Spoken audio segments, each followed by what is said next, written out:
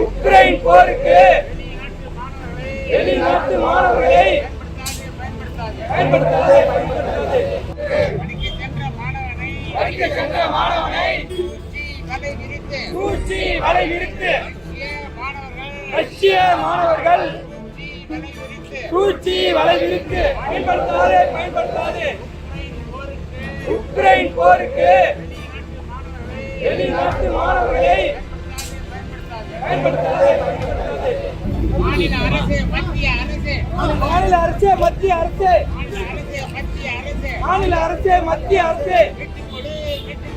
மீட்டு கொடு.